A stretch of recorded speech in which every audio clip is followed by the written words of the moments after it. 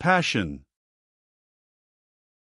Since the days of Adam, there has been hardly a mischief done in this world but a woman has been at the bottom of it. Ever since ours was a family, and that must be very near Adam's time, so old, noble, and illustrious are the Barrys, as everybody knows, women have played a mighty part with the destinies of our race. I presume that there is no gentleman in Europe that has not heard of the House of Barry of Barryogue, of the Kingdom of Ireland, than which a more famous name is not to be found in Gwilym or Dozier, and though, as a man of the world, I have learned to despise heartily the claims of some pretenders to high birth who have no more genealogy than the lackey who cleans my boots, and though I laugh to utter scorn the boasting of many of my countrymen, who are all for descending from kings of Ireland, and talk of a domain no bigger than would feed a pig as if it were a principality, yet truth compels me to assert that my family was the noblest of the island, and, perhaps, of the universal world, while their possessions, now insignificant and torn from us by war, by treachery, by the loss of time, by ancestral extravagance, by adhesion to the old faith and monarch, were formerly prodigious, and embraced many counties, at a time when Ireland was vastly more prosperous than now. I would assume the Irish crown over my coat of arms, but that there are so many silly pretenders to that distinction who bear it and render it common. Who knows, but for the fault of a woman, I might have been wearing it now. You start with incredulity. I say, why not?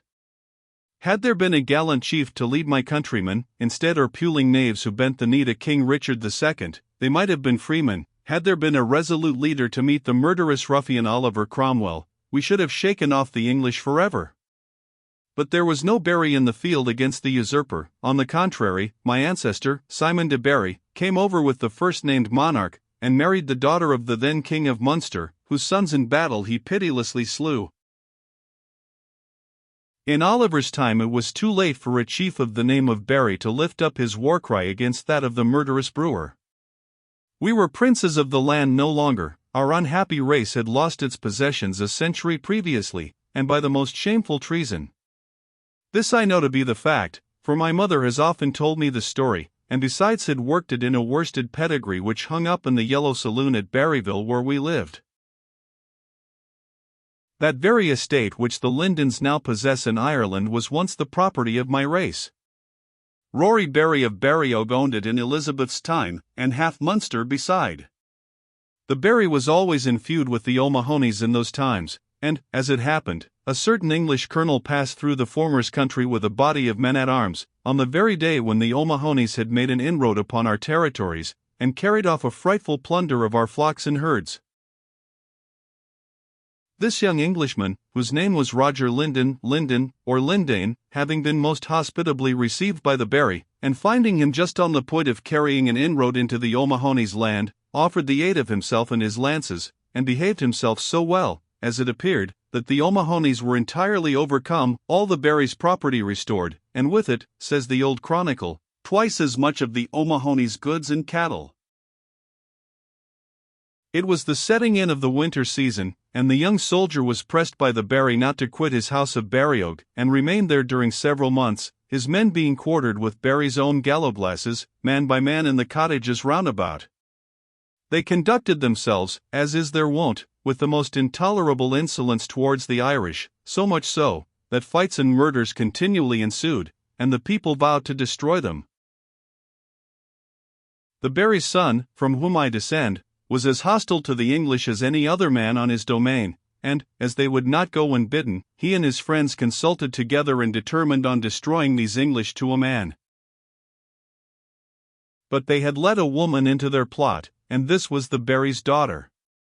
She was in love with the English Lyndon, and broke the whole secret to him, and the dastardly English prevented the just massacre of themselves by falling on the Irish, and destroying Fodric Barry, my ancestor, and many hundreds of his men.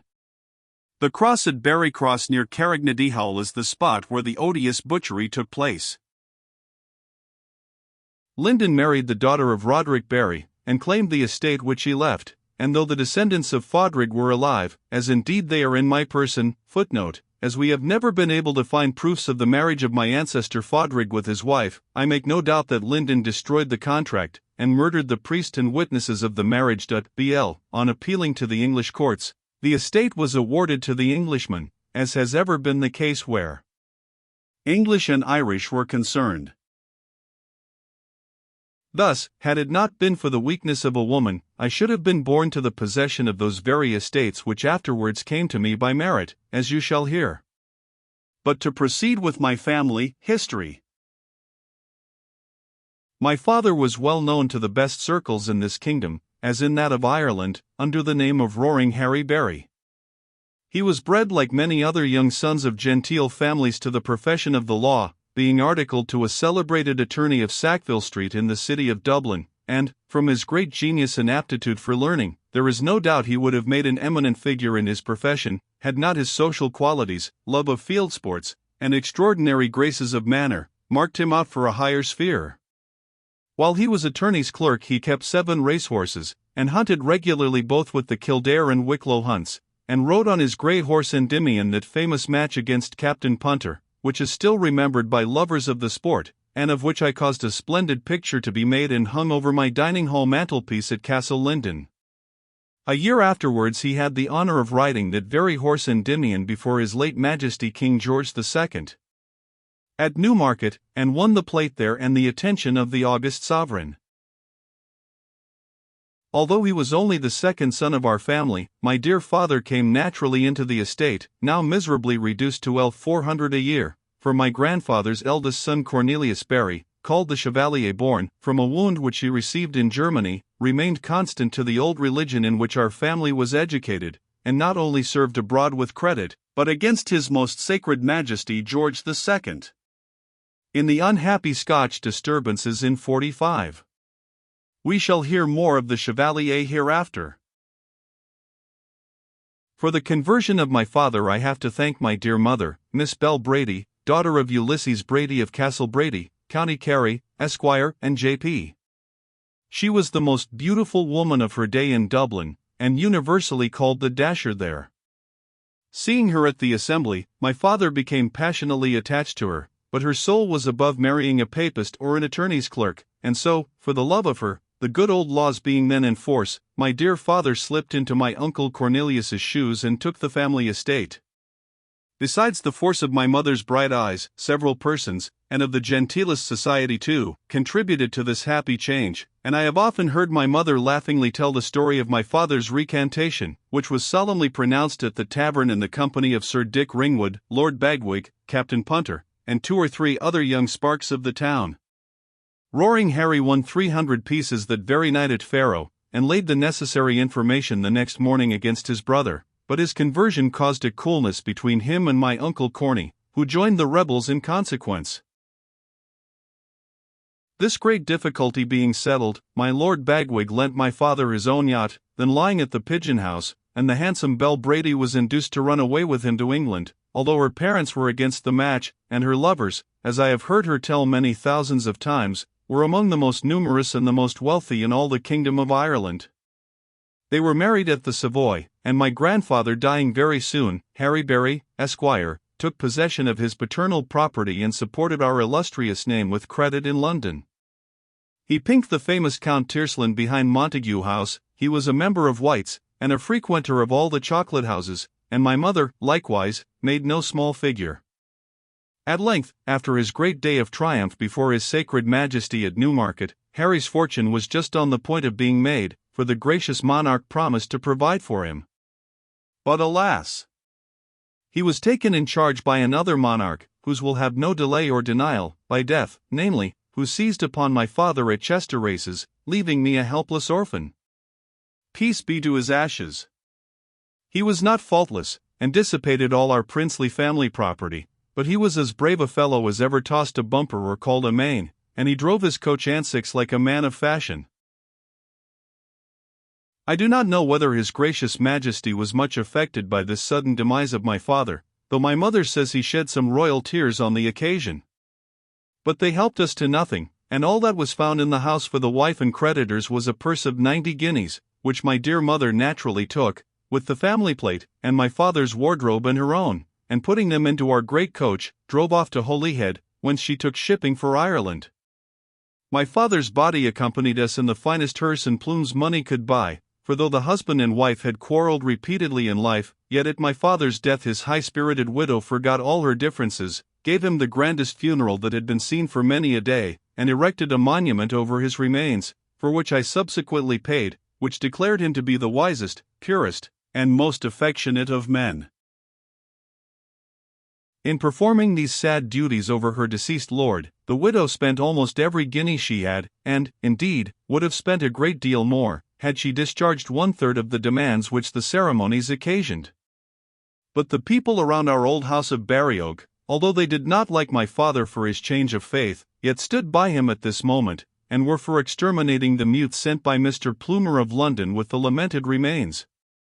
The monument and vault in the church were then, alas, all that remained of my vast possessions, for my father had sold every stick of the property to one Notley, an attorney, and we received but a cold welcome in his house, a miserable old tumble-down place it was. Footnote: in another part of his memoir Mr. Barry will be found to describe this mansion as one of the most splendid palaces in Europe, but this is a practice not unusual with his nation, and with respect to the Irish principality claimed by him, it is known that Mr. Barry's grandfather was an attorney and maker of his own fortune. The splendor of the funeral did not fail to increase the widow Barry's reputation as a woman of spirit and fashion, and when she wrote to her brother Michael Brady, that worthy gentleman immediately rode across the country to fling himself in her arms, and to invite her in his wife's name to Castle Brady. Mick and Barry had quarrelled, as all men will, and very high words had passed between them during Barry's courtship of Miss Bell.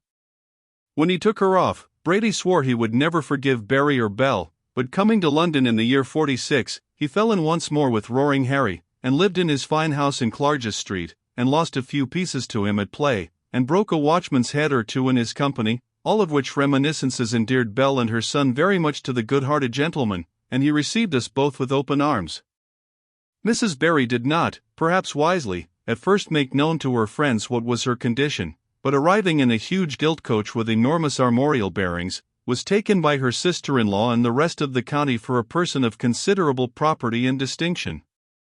For a time, then, and as was right and proper, Mrs. Barry gave the law at Castle Brady. She ordered the servants to and fro, and taught them, what indeed they much wanted, a little London neatness, and English Redmond, as I was called, was treated like a little lord, and had a maid and a footman to himself, and honest Mick paid their wages, which was much more than he was used to do for his own domestics, doing all in his power to make his sister decently comfortable under her afflictions. Mamma, in return, determined that, when her affairs were arranged, she would make her kind brother a handsome allowance for her son's maintenance and her own, and promised to have her handsome furniture brought over from Clarges Street to adorn the somewhat dilapidated rooms of Castle Brady. But it turned out that the rascally landlord seized upon every chair and table that ought by rights to have belonged to the widow. The estate to which I was heir was in the hands of rapacious creditors, and the only means of subsistence remaining to the widow and child was a rent charge of L50 upon my Lord Bagwig's property, who had many turf dealings with the deceased. And so my dear mother's liberal intentions towards her brother were of course never fulfilled. It must be confessed, very much to the discredit of Mrs. Brady of Castle Brady, that when her sister-in-law's poverty was thus made manifest, she forgot all the respect which she had been accustomed to pay her, instantly turned my maid and manservant out of doors, and told Mrs. Barry that she might follow them as soon as she chose. Mrs. Mick was of a low family, and a sordid way of thinking, and after about a couple of years, during which she had saved almost all her little income, the widow complied with Madame Brady's desire. At the same time, giving way to a just though prudently dissimulated resentment, she made a vow that she would never enter the gates of Castle Brady while the lady of the house remained alive within them. She fitted up her new abode with much economy and considerable taste, and never, for all her poverty, abated a jot of the dignity which was her due and which all the neighborhood awarded to her. How, indeed, could they refuse respect to a lady who had lived in London, frequented the most fashionable society there, and had been presented, as she solemnly declared, at court? These advantages gave her a right which seems to be pretty unsparingly exercised in Ireland by those natives who have it, the right of looking down with scorn upon all persons who have not had the opportunity of quitting the mother country and inhabiting England for a while. Thus, whenever Madame Brady appeared abroad in a new dress, her sister-in-law would say, "Poor creature! How can it be expected that she should know anything of the fashion?" And though pleased to be called the handsome widow, as she was, Mrs. Barry was still better pleased to be called the English widow. Mrs. Brady, for her part, was not slow to reply. She used to say that the defunct Barry was a bankrupt and a beggar, and as for the fashionable society which he saw it from my Lord Bagwig's side table, whose flatterer and hanger-on he was known to be. Regarding Mrs. Barry, the lady of Castle Brady would make insinuations still more painful. However, why should we allude to these charges, or rake up private scandal of 100 years old? It was in the reign of George II that the above-named personages lived and quarreled. Good or bad, handsome or ugly, rich or poor, they are all equal now, and do not the Sunday papers and the courts of law supply us every week with more novel and interesting slander? At any rate, it must be allowed that Mrs. Barry, after her husband's death and her retirement, lived in such a way as to defy slander. For whereas Belle Brady had been the gayest girl in the whole county of Wexford, with half the bachelors at her feet, and plenty of smiles and encouragement for every one of them, Belle Barry adopted a dignified reserve that almost amounted to pomposity, and was as starch as any Quakeress. Many a man renewed his offers to the widow, who had been smitten by the charms of the spinster, but Mrs. Barry refused all offers of marriage, declaring that she lived now for her son only, and for the memory of her departed saint. "Saint forsooth," said ill-natured Mrs. Brady. Harry Barry was as big a sinner as ever was known, and 'tis notorious that he and Belle hated each other. If she won't marry now, depend on it, the artful woman has a husband in her eye for all that, and only waits until Lord Bagwig is a widower. And suppose she did, what then? Was not the widow of a Barry fit to marry with any lord of England? And was it not always said that a woman was to restore the fortunes of the Barry family? If my mother fancied that she was to be that woman, I think it was a perfectly justifiable notion on her part, for the Earl, my godfather, was always most attentive to her. I never knew how deeply this notion of advancing my interests in the world had taken possession of Mamma's mind, until his lordship's marriage in the year '57 with Miss Goldmore, the Indian nabob's rich daughter. Meanwhile we continued to reside at Barryville, and, considering the smallness of our income, kept up a wonderful state. Of the half-dozen families that formed the congregation at Brady's town, there was not a single person whose appearance was so respectable as that of the widow, who, though she always dressed in mourning, in memory of her deceased husband, took care that her garments should be made so as to set off her handsome person to the greatest advantage, and, indeed, I think, spent 6 hours out of every day in the week in cutting, trimming, and altering them to the fashion. She had the largest of hoops and the handsomest of furbelows, and once a month, under my Lord Bagwig's cover, would come a letter from London containing the newest accounts of the fashions there. Her complexion was so brilliant that she had no call to use rouge, as was the mode in those days. No, she left red and white, she said, and hence the reader may imagine how the two ladies hated each other, to Madame Brady, whose yellow complexion no plaster could alter. In a word, she was so accomplished a beauty, that all the women in the country took pattern by her, and the young fellows from 10 miles round would ride over to Castle Brady Church to have the sight of her. But if, like every other woman that ever I saw or read of, she was proud of her beauty, to do her justice she was still more proud of her son, and has said 1,000 times to me that I was the handsomest young fellow in the world. This is a matter of taste. A man of 60 may, however, say what he was at 14 without much vanity, and I must say I think there was some cause for my mother's opinion. The good soul's pleasure was to dress me, and on Sundays and holidays I turned out in a velvet coat with a silver-hilted sword by my side and a gold garter at my knee, as fine as any lord in the land. My mother worked me several most splendid waistcoats, and I had plenty of lace for my ruffles, and a fresh ribbon to my hair, and as we walked to church on Sundays, even envious Mrs. Brady was found to allow that there was not a prettier pair in the kingdom. Of course, too, the lady of Castle Brady used to sneer, because on these occasions a certain Tim, who used to be called my valet, followed me and my mother to church, carrying a huge prayer book and a cane, and dressed in the livery of one of our own fine footmen from Clarges Street, which, as Tim was a bandy-shanked little fellow, did not exactly become him. But, though poor, we were gentlefolks, and not to be sneered out of these becoming appendages to our rank, and so would march up the aisle to our pew with as much state and gravity as the Lord Lieutenant's lady and son might do. When there, my mother would give the responses and amens in a loud dignified voice that was delightful to hear, and, besides, had a fine loud voice for singing, which Archie had perfected in London under a fashionable teacher, and she would exercise her talent in such a way that you would hardly hear any other voice of the little congregation which chose to join in the psalm. In fact, my mother had great gifts in every way, and believed herself to be one of the most beautiful, accomplished, and meritorious persons in the world. Often and often has she talked to me and the neighbors regarding her own humility and piety, pointing them out in such a way that I would defy the most obstinate to disbelieve her. When we left Castle Brady, we came to occupy a house in Brady's town, which Mama christened Barryville. I confess it was but a small place, but, indeed, we made the most of it. I have mentioned the family pedigree which hung up in the drawing room, which Mama called the Yellow Saloon, and my bedroom was called the Pink Bedroom, and hers the Orange Tawny Apartment. How well I remember them all, and at dinner time Tim regularly rang a great bell, and we each had a silver tankard to drink from, and Mother boasted with justice that I had as good a bottle of claret by my side as any squire of the land. So indeed I had, but I was not, of course, allowed at my tender years to drink any of the wine, which thus attained a considerable age, even in the decanter. Uncle Brady, in spite of the family quarrel, found out the above fact one day by calling at Barryville at dinner time, and unluckily tasting the liquor. You should have seen how he sputtered and made faces. But the honest gentleman was not particular about his wine, or the company in which he drank it. He would get drunk, indeed, with the parson or the priest indifferently, with the latter, much to my mother's indignation, for, as a true blue Nassauite, she heartily despised all those of the old faith, and would scarcely sit down in the room with a benighted papist.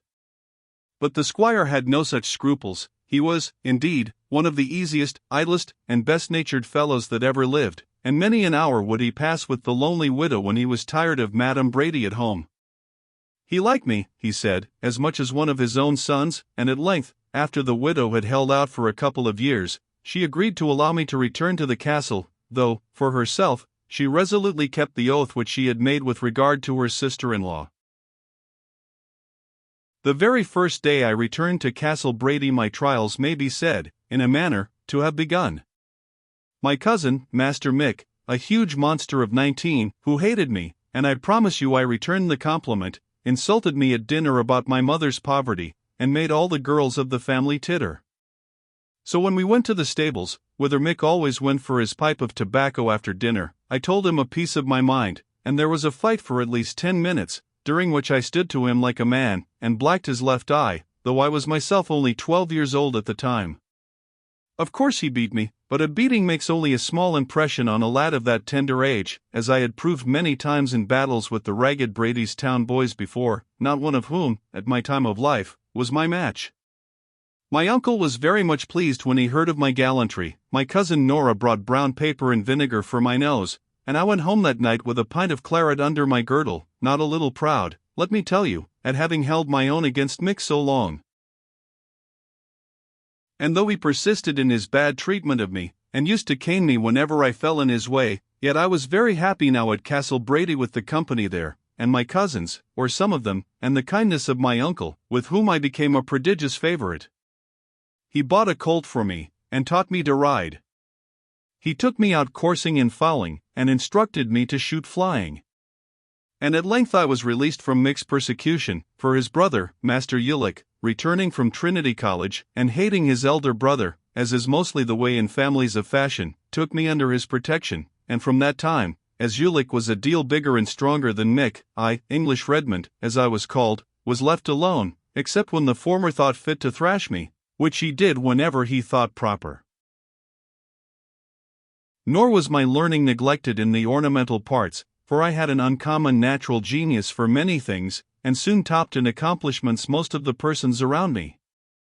I had a quick ear and a fine voice, which my mother cultivated to the best of her power, and she taught me to step a minuet gravely and gracefully, and thus laid the foundation of my future success in life. The common dances I learned, as, perhaps, I ought not to confess, in the servants' hall, which, you may be sure, was never without a piper, and where I was considered unrivaled both at a hornpipe and a jig. In the matter of book learning, I had always an uncommon taste for reading plays and novels, as the best part of a gentleman's polite education, and never let a peddler pass the village, if I had a penny, without having a ballad or two from him. As for your dull grammar, and Greek and Latin and stuff, I have always hated them from my youth upwards, and said, very unmistakably, I would have none of them. This I proved pretty clearly at the age of 13, when my Aunt Biddy Brady's legacy of L100 came in to Mama, who thought to employ the sum on my education, and sent me to Dr. Tobias Tickler's famous academy at Ballyhacket, as my uncle used to call it. But 6 weeks after I had been consigned to his reverence, I suddenly made my appearance again at Castle Brady, having walked 40 miles from the odious place, and left the doctor in a state near upon apoplexy. The fact was, that at prison bars, or boxing, I was at the head of the school, but could not be brought to excel in the classics, and after having been flogged 7 times, without its doing me the least good in my Latin, I refused to submit altogether, finding it useless, to an 8th application of the rod. Try some other way, sir, said I, when he was for horsing me once more, but he wouldn't, whereon, and to defend myself, I flung a slate at him, and knocked down a Scotch usher with a leaden inkstand. All the lads huzzaed at this, and some or the servants wanted to stop me, but taking out a large clasp knife that my cousin Norah had given me, I swore I would plunge it into the waistcoat of the first man who dared to balk me, and faith they let me pass on. I slept that night 20 miles off Ballyhacket, at the house of a cottier, who gave me potatoes and milk, and to whom I gave 100 guineas after, when I came to visit Ireland in my days of greatness. I wish I had the money now. But what's the use of regret? I have had many a harder bed than that I shall sleep on tonight, and many a scantier meal than honest Phil Murphy gave me on the evening I ran away from school. So 6 weeks was all the schooling I ever got. And I say this to let parents know the value of it, for though I have met more learned bookworms in the world, especially a great hulking, clumsy, blear-eyed old doctor, whom they called Johnson, and who lived in a court off Fleet Street, in London, yet I pretty soon silenced him in an argument, at Button's Coffee House, and in that, and in poetry, and what I call natural philosophy, or the science of life, and in writing, music, leaping, the small sword, the knowledge of a horse, or a mane, of cocks, and the manners of an accomplished gentleman and a man of fashion, I may say for myself that Redmond Barry has seldom found his equal. Sir, said I to Mr. Johnson, on the occasion I allude to, he was accompanied by a Mr. Buswell of Scotland, and I was presented to the club by a Mr. Goldsmith, a countryman of my own. Sir, said I, in reply to the schoolmaster's great thundering quotation in Greek, you fancy you know a great deal more than me, because you quote your Aristotle and your Pluto, but can you tell me which horse will win at Epsom Downs next week? Can you run 6 miles without breathing? Can you shoot the ace of spades 10 times without missing? If so, talk about Aristotle and Pluto to me. "D'ye know who ye're speaking to?" roared out the Scotch gentleman, Mr. Boswell, at this. "Hold your tongue, Mr. Boswell," said the old schoolmaster. "I had no right to brag of my Greek to the gentleman, and he has answered me very well." "Doctor," says I, looking waggishly at him, "do you know ever a rhyme for Aristotle?" "Port, if you plaze," says Mr. Goldsmith, laughing. And we had 6 rhymes for Aristotle before we left the coffee house that evening. It became a regular joke afterwards when I told the story, and at White's or the Cocoa Tree you would hear the wag say, "Waiter, bring me one of Captain Barry's rhymes for Aristotle." Once, when I was in liquor at the latter place, young Dick Sheridan called me a great staggerite, a joke which I could never understand. But I am wandering from my story, and must get back to home, and dear old Ireland again. I have made acquaintance with the best in the land since, and my manners are such, I have said, as to make me the equal of them all, and, perhaps, you will wonder how a country boy, as I was, educated amongst Irish squires, and their dependents of the stable and farm, should arrive at possessing such elegant manners as I was indisputably allowed to have. I had, the fact is, a very valuable instructor in the person of an old gamekeeper, who had served the French king at Fontenoy, and who taught me the dances and customs, and a smattering of the language of that country, with the use of the sword, both small and broad. Many and many a long mile I have trudged by his side as a lad, he telling me wonderful stories of the French king, and the Irish Brigade, and Marshal Saxe, and the opera dancers. He knew my uncle, too, the Chevalier born, and indeed had 1,000 accomplishments which he taught me in secret. I never knew a man like him for making or throwing a fly, for physicking a horse, or breaking, or choosing one. He taught me manly sports, from bird's nesting upwards, and I always shall consider Phil Purcell as the very best tutor I could have had. His fault was drink, but for that I have always had a blind eye, and he hated my cousin Mick like poison, but I could excuse him that too. With Phil, and at the age of 15, I was a more accomplished man than either of my cousins, and I think nature had been also more bountiful to me in the matter of person. Some of the Castle Brady girls, as you shall hear presently, adored me. At fairs and races many of the prettiest lasses present said they would like to have me for their bachelor, and yet somehow, it must be confessed, I was not popular. In the first place, everyone knew I was bitter poor, and I think, perhaps, it was my good mother's fault that I was bitter proud too. I had a habit of boasting in company of my birth, and the splendor of my carriages, gardens, cellars, and domestics, and this before people who were perfectly aware of my real circumstances. If it was boys, and they ventured to sneer, I would beat them, or die for it, and many's the time I'd been brought home well nigh killed by one or more of them, on what, when my mother asked me, I would say was a family quarrel. Support your name with your blood, ready my boy, would that saint say, with the tears in her eyes, and so would she herself have done with her voice, aye, and her teeth and nails. Thus, at 15, there was scarce a lad of 20, for 6 miles round, that I had not beat for one cause or other. There were the vicar's 2 sons of Castle Brady, in course I could not associate with such beggarly brats as them, and many a battle did we have as to who should take the wall in Brady's town. There was Pat Ligon, the blacksmith's son, who had the better of me 4 times before we came to the crowning fight, when I overcame him, and I could mention a score more of my deeds of prowess in that way, but that fisticuff facts are dull subjects to talk of, and to discuss before high-bred gentlemen and ladies. However, there is another subject, ladies, on which I must discourse, and that is never out of place. Day and night you like to hear of it, young and old, you dream and think of it. Handsome and ugly, and, faith, before 50, I never saw such a thing as a plain woman. It's the subject next to the hearts of all of you, and I think you guess my riddle without more trouble. Love. Sure, the word is formed on purpose out of the prettiest soft vowels and consonants in the language, and he or she who does not care to read about it is not worth a fig, to my thinking. My uncle's family consisted of 10 children, who, as is the custom in such large families, were divided into 2 camps, or parties, the one siding with their mamma, the other taking the part of my uncle in all the numerous quarrels which arose between that gentleman and his lady. Mrs. Brady's faction was headed by Mick, the eldest son, who hated me so, and disliked his father for keeping him out of his property, while Ulick, the second brother, was his father's own boy, and, in revenge, Master Mick was desperately afraid of him.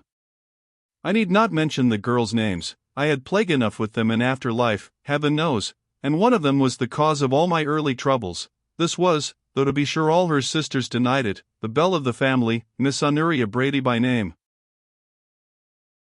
She said she was only 19 at the time, but I could read the flyleaf in the family Bible as well as another. It was one of the 3 books which, with the backgammon board, formed my uncle's library, and know that she was born in the year 37, and christened by Dr. Swift, Dean of St. Patrick's, Dublin, hence she was 23 years old at the time she and I were so much together. When I come to think about her now, I know she never could have been handsome, for her figure was rather of the fattest, and her mouth of the widest. She was freckled over like a partridge's egg, and her hair was the color of a certain vegetable which we eat with boiled beef, to use the mildest term. Often and often would my dear mother make these remarks concerning her, but I did not believe them then, and somehow had gotten to think Honoria an angelical being, far above all the other angels of her sex. And as we know very well that a lady who is skilled in dancing or singing never can perfect herself without a deal of study in private, and that the song or the minuet which is performed with so much graceful ease in the assembly room has not been acquired without vast labor and perseverance in private, so it is with the dear creatures who are skilled in coquetting. Honoria, for instance, was always practicing, and she would take poor me to rehearse her accomplishment upon, or the exciseman, when he came his rounds, or the steward, or the poor curate, or the young apothecary's lad from Brady's town, whom I recollect beating once for that very reason. If he is alive now, I make him my apologies. Poor fellow! As if it was his fault that he should be a victim to the wiles of one of the greatest coquettes, considering her obscure life and rustic breeding, in the world. If the truth must be told, and every word of this narrative of my life is of the most sacred veracity, my passion for Norah began in a very vulgar and unromantic way. I did not save her life; on the contrary, I once very nearly killed her, as you shall hear. I did not behold her by moonlight playing on the guitar, or rescue her from the hands of ruffians, as Alfonso does Lindamira in the novel, but one day, after dinner at Brady's town, in summer, going into the garden to pull gooseberries for my dessert, and thinking only of gooseberries, I pledge my honor, I came upon Miss Norah and one of her sisters, with whom she was friends at the time, who were both engaged in the very same amusement. "What's the Latin for gooseberry, Redmond?" says she. She was always poking her fun, as the Irish phrase it. "I know the Latin for goose," says I. "And what's that?" cries Miss Micey, as pert as a peacock. "Bow to you," says I, for I had never a want of wit, and so we fell to work at the gooseberry bush, laughing and talking as happy as might be. In the course of our diversion Norah managed to scratch her arm, and it bled, and she screamed, and it was mighty round and white, and I tied it up, and I believe was permitted to kiss her hand, and though it was as big and clumsy a hand as ever you saw, yet I thought the favor the most ravishing one that was ever conferred upon me, and went home in a rapture. I was much too simple a fellow to disguise any sentiment I chanced to feel in those days, and not one of the 8 Castle Brady girls but was soon aware of my passion, and joked and complimented Norah about her bachelor. The torments of jealousy the cruel coquette made me endure were horrible. Sometimes she would treat me as a child, sometimes as a man. She would always leave me if ever there came a stranger to the house. For after all, Redmond, she would say, you are but 15, and you haven't a guinea in the world. At which I would swear that I would become the greatest hero ever known out of Ireland, and vow that before I was 20 I would have money enough to purchase an estate 6 times as big as Castle Brady. All which vain promises, of course, I did not keep, but I make no doubt they influenced me in my very early life, and caused me to do those great actions for which I have been celebrated, and which shall be narrated presently in order.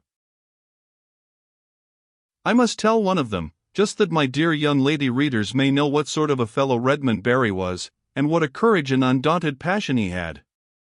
I question whether any of the Jenny Jessamines of the present day would do half as much in the face of danger. About this time, it must be premised, the United Kingdom was in a state of great excitement from the threat generally credited of a French invasion. The Pretender was said to be in high favor at Versailles, a descent upon Ireland was especially looked to, and the noblemen and people of condition in that and all other parts of the kingdom showed their loyalty by raising regiments of horse and foot to resist the invaders. Brady's town sent a company to join the Kilwongan regiment, of which Master Mick was the captain, and we had a letter from Master Ulick at Trinity College, stating that the university had also formed a regiment, in which he had the honor to be a corporal. How I envied them both! Especially that odious Mick, as I saw him in his laced scarlet coat, with a ribbon in his hat, march off at the head of his men. He, the poor spiritless creature, was a captain, and I nothing, I who felt I had as much courage as the Duke of Cumberland himself, and felt, too, that a red jacket would mightily become me. My mother said I was too young to join the new regiment, but the fact was, that it was she herself who was too poor, for the cost of a new uniform would have swallowed up half her year's income, and she would only have her boy appear in a way suitable to his birth, riding the finest of racers, dressed in the best of clothes, and keeping the genteelest of company. Well, then, the whole country was alive with war's alarums, the three kingdoms ringing with military music, and every man of merit paying his devoirs at the court of Bologna, whilst poor I was obliged to stay at home in my fustian jacket and sigh for fame and secret.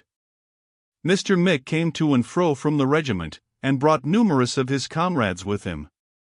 Their costume and swaggering airs filled me with grief, and Miss Norah's unvarying attentions to them served to make me half wild. No one, however, thought of attributing this sadness to the young lady's score, but rather to my disappointment at not being allowed to join the military profession. Once the officers of the Fencibles gave a grand ball at Kilwongan, to which, as a matter of course, all the ladies of Castle Brady, and a pretty ugly coachful they were invited.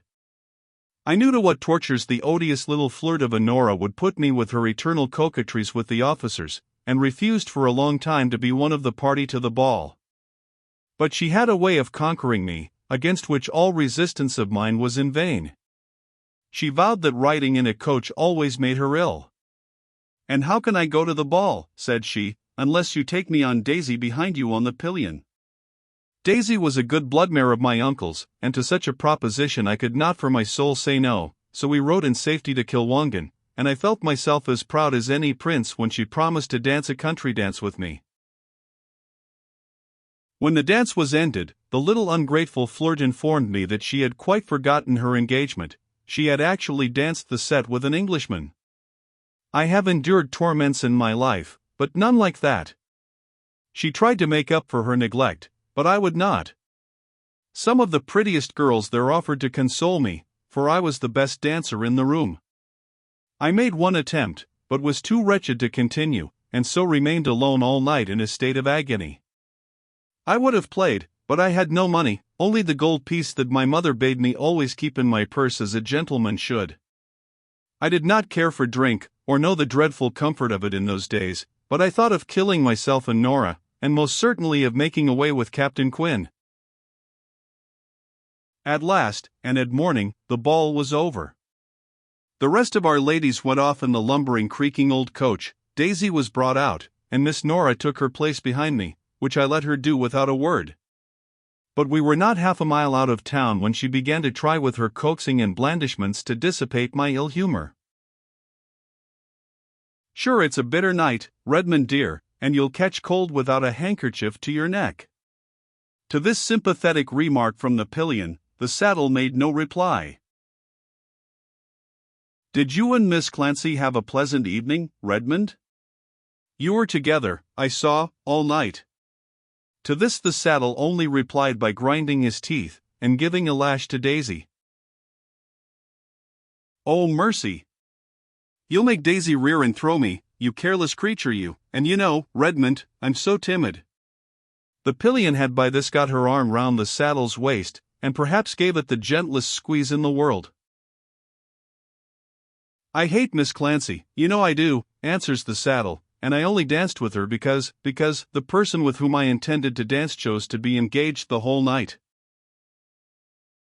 "Sure there were my sisters," said the pillion, now laughing outright in the pride of her conscious superiority, "and for me, my dear, I had not been in the room 5 minutes before I was engaged for every single set." "Were you obliged to dance 5 times with Captain Quinn?" said I, and oh, strange delicious charm of coquetry, I do believe Miss Norah Brady at 23 years of age felt a pang of delight in thinking that she had so much power over a guileless lad of 15. Of course she replied that she did not care a fig for Captain Quinn, that he danced prettily, to be sure, and was a pleasant rattle of a man, that he looked well in his regimentals too, and if he chose to ask her to dance, how could she refuse him? "But you refused me, Norah." "Oh, I can dance with you any day," answered Miss Norah, with a toss of her head, "and to dance with your cousin at a ball looks as if you could find no other partner." "Besides," said Norah, and this was a cruel, unkind cut, which showed what a power she had over me, and how mercilessly she used it. "Besides, Redmond, Captain Quinn's a man and you are only a boy." "If ever I meet him again," I roared out with an oath, "you shall see which is the best man of the two. I'll fight him with sword or with pistol, captain as he is." "A man indeed." I'll fight any man, every man. Didn't I stand up to Mick Brady when I was 11 years old? Didn't I beat Tom Sullivan, the great hulking brute, who was 19? Didn't I do for the Scotch usher? Oh, Norah, it's cruel of you to sneer at me so. But Norah was in the sneering mood that night, and pursued her sarcasms. She pointed out that Captain Quinn was already known as a valiant soldier, famous as a man of fashion in London, and that it was mighty well of Redmond to talk and boast of beating ushers and farmers' boys, but to fight an Englishman was a very different matter. Then she fell to talk of the invasion, and of military matters in general, of King Frederick, who was called, in those days, the Protestant hero, of Monsieur Thuret and his fleet, of Monsieur Conflans and his squadron, of Minorca, how it was attacked, and where it was. We both agreed it must be in America, and hoped the French might be soundly beaten there. I sighed after a while, for I was beginning to melt, and said how much I longed to be a soldier, on which Norah recurred to her infallible awe. Now, would you leave me, then? But, sure, you're not big enough for anything more than a little drummer. To which I replied, by swearing that a soldier I would be, and a general too. As we were chattering in this silly way, we came to a place that has ever since gone by the name of Redmond's Leap Bridge. It was an old high bridge, over a stream sufficiently deep and rocky, and as the mare Daisy with her double load was crossing this bridge, Miss Norah, giving a loose to her imagination, and still harping on the military theme, I would lay a wager that she was thinking of Captain Quinn. Miss Norah said, "Suppose now, Redmond, you, who are such a hero, was passing over the bridge, and the enemy on the other side? I'd draw my sword, and cut my way through them." "What, with me on the pillion? Would you kill poor me?" This young lady was perpetually speaking of poor me. "Well, then, I'll tell you what I'd do. I'd jump Daisy into the river, and swim you both across, where no enemy could follow us." "Jump 20 feet. You wouldn't dare to do any such thing on Daisy. There's the captain's horse, Black George. I've heard say that Captain K." She never finished the word, for, maddened by the continual recurrence of that odious monosyllable, I shouted to her to hold tight by my waist, and, giving Daisy the spur, in a minute sprang with Norah over the parapet into the deep water below. I don't know why, now, whether it was I wanted to drown myself in Norah, or to perform an act that even Captain Quinn should crane at, or whether I fancied that the enemy actually was in front of us, I can't tell now, but over I went. The horse sank over his head, the girl screamed as she sank and screamed as she rose, and I landed her, half fainting, on the shore, where we were soon found by my uncle's people, who returned on hearing the screams. I went home, and was ill speedily of a fever, which kept me to my bed for 6 weeks, and I quitted my couch prodigiously increased in stature, and, at the same time, still more violently in love than I had been even before.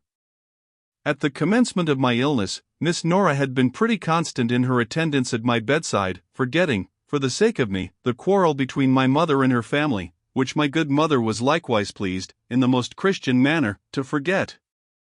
And, let me tell you, it was no small mark of goodness in a woman of her haughty disposition, who, as a rule, never forgave anybody, for my sake to give up her hostility to Miss Brady, and to receive her kindly.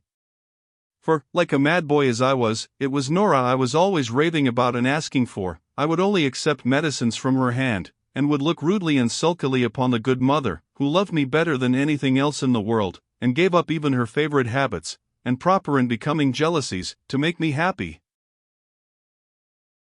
As I got well, I saw that Norah's visits became daily more rare. "Why don't she come?"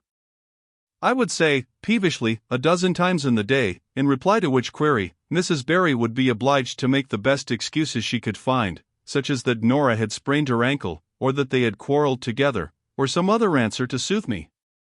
And many a time has the good soul left me to go and break her heart in her own room alone, and come back with a smiling face, so that I should know nothing of her mortification. Nor, indeed, did I take much pains to ascertain it, nor should I fear, have been very much touched even had I discovered it, for the commencement of manhood, I think, is the period of our extremest selfishness. We get such a desire then to take wing and leave the parent nest, that no tears, entreaties, or feelings of affection will counterbalance this overpowering longing after independence. She must have been very sad, that poor mother of mine, heaven be good to her, at that period of my life, and has often told me since what a pang of the heart it was to her to see all her care and affection of years forgotten by me in a minute, and for the sake of a little heartless jilt, who was only playing with me while she could get no better suitor. For the fact is, that during the last 4 weeks of my illness, no other than Captain Quinn was staying at Castle Brady, and making love to Miss Norah in form. My mother did not dare to break this news to me, and you may be sure that Norah herself kept it a secret. It was only by chance that I discovered it. Shall I tell you how? The minx had been to see me one day, as I sat up in my bed, convalescent. She was in such high spirits, and so gracious and kind to me, that my heart poured over with joy and gladness, and I had even for my poor mother a kind word and a kiss that morning. I felt myself so well that I ate up a whole chicken, and promised my uncle, who had come to see me, to be ready against partridge shooting, to accompany him, as my custom was.